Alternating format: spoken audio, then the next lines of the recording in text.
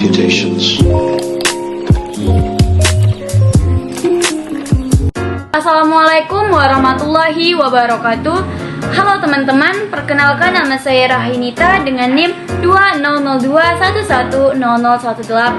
Saya dari jurusan akuntansi Fakultas Ekonomi dan Bisnis Universitas Riau. Di video kali ini saya akan mempresentasikan hasil survei melalui kuesioner yang sudah saya sharekan kepada teman-teman melalui aplikasi WhatsApp dengan tema dampak pembelajaran secara daring terhadap pemahaman materi perkuliahan dalam masa pandemi COVID-19. Tema tersebut sesuai dengan yang diberikan oleh dosen pengampu saya. Adapun hasil dari kuesioner yang saya dapatkan dari 50 orang yaitu sebagai berikut. Link mengisi kuesioner. Hasil kuesioner. Pertanyaan pertama. Jika Anda tidak paham materi atas disampaikan oleh dosen, apa yang Anda lakukan?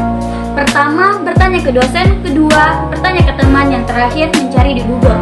Pernyataan di atas menyatakan bahwa dari 50 orang yang menjawab kuesioner ini, yaitu yang pertama, menjawab 38% yang bertanya ke teman jika tidak paham atas materi yang disampaikan oleh dosen.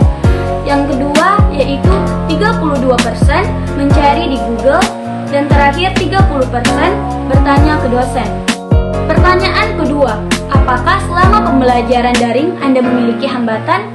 Dari 50 teman-teman yang mengisi kuesioner ini, pernyataannya yaitu teman-teman mendapat hambatan yaitu sebanyak 92%.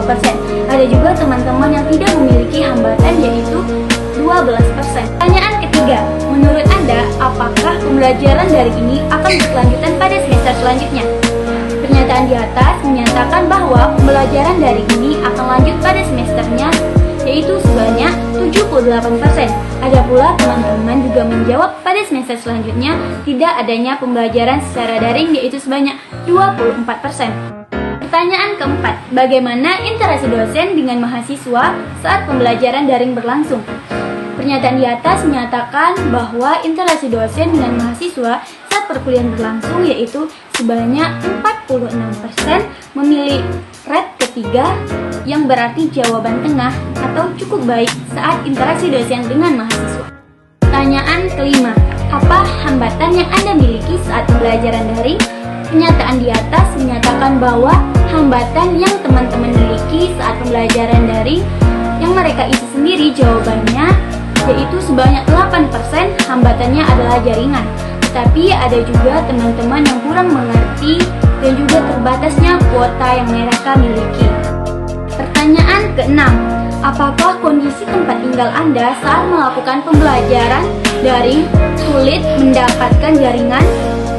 Pernyataan di atas menyatakan bahwa tempat tinggal teman-teman saat pembelajaran daring sulit mendapatkan jaringan sebanyak 60% atau 30 orang.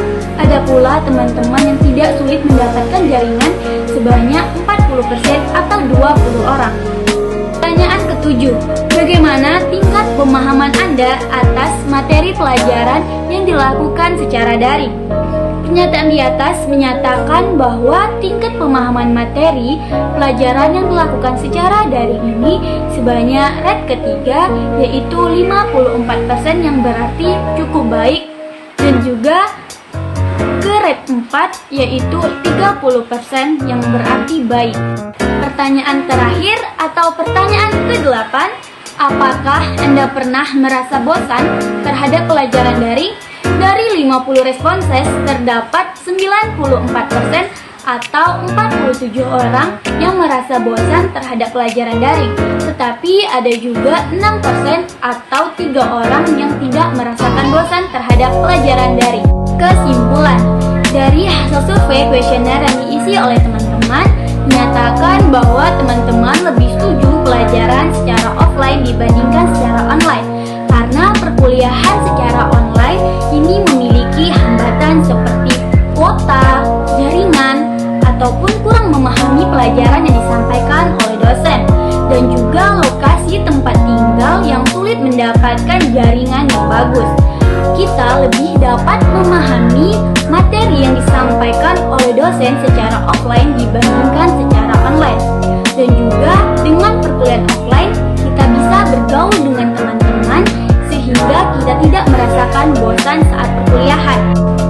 Namun dilihat kondisi saat ini, COVID-19 menyebar luas sehingga kemungkinan besar kita melakukan kuliah secara online. Saat ini kita harus banyak berdoa dan mengikuti protokol kesehatan dengan baik untuk memperkecil penyebaran virus COVID-19 ini sehingga cepat